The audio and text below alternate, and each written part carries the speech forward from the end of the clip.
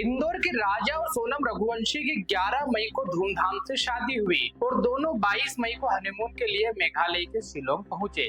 23 मई के बाद दोनों का परिवार से संपर्क कट हो गया। परिवार को चिंता होने लगी तो राजा और सोनम के परिवार से कुछ लोग शिलोंग उन्हें खोजने के लिए पहुंचे और उन्होंने राजा और सोनम की गुमशुदगी की रिपोर्ट वहां लिखवाई। इस रिपोर्ट के बाद पुलिस ने दोनों की खोजबीन के लिए जाँच शुरू की। पुलिस को जाँच के दौरान पता चला कि दंपत्ति 22 मई को एक होम स्टे में रुके थे। यह भी पता चला कि किराए की स्कूटी लेकर दोनों घूमने के लिए निकले थे और 2 जून को पुलिस को गाड़ी से 20-25 किलोमीटर दूर खाई में शव क्षतिग्रस्त हालत में मिला। पुलिस के लिए शव को पहचानना मुश्किल था, लेकिन पुलिस के साथ गए राजा के परिजन ने उस शव को पहचान लिया क्योंकि शव के हाथ पर राजा लिखा हुआ था। शव के पास से ही एक लेडी व्हाइट शर्ट और 40 टेबलेट भी मिली है।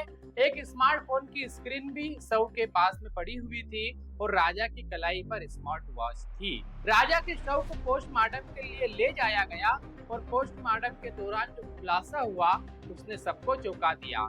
राजा की मौत किसी दुर्घटना से या खाई में गिरने से नहीं हुई थी, बल्कि उसे पेड़ काटने वाले धारदार हथियारों से मारा गया था। पोस्टमार्टम के बाद राजा के शव को इंदौर लाया गया, जहां परिजनों का रो रो कर बुरा हाल हो गया और फिर अंतिम संस्कार किया गया। राजा के मिलने के बाद मामला और उलझ गया है, क्योंकि अभी तक राजा की पत्नी सोनम नहीं मिली है, ना ही मेघालय पुलिस को उससे संबंधित कोई सुराग मिला है।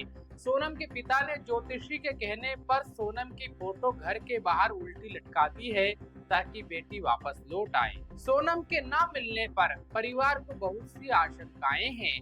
परिवार के लोगों को स्थानीय लोगों ने बताया कि यहाँ से किडनैप कर लड़कियों को बांग्लादेश भी ले जाया जाता है, क्योंकि यहाँ से बांग्लादेश की सीमा पास में ही है। एक संदेह यह भी है कि शादी के तुरंत बाद जाने के कारण सोनम और राजा के पास लाखों की ज्वेलरी भी थी, इसलिए उन्हें लूटने की कोशिश की गई और इस लूट का विरोध करने पर राजा को मौत के घाट उतारा गया होगा। यह भी हो सकता है कि शिलोंग में कोई संगठित गिरोह काम कर रहा हो जो लोगों को लूटता हो और देह व्यापार भी करता हो, क्योंकि राजा की हत्या पहली हत्या नहीं है।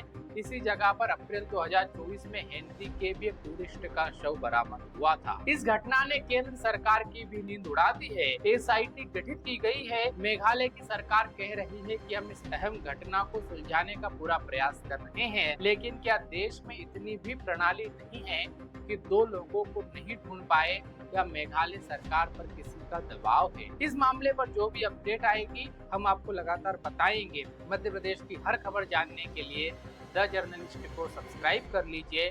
फेसबुक, इंस्टाग्राम, एक्स और थ्रेड पर हमें फॉलो कीजिए। धन्यवाद।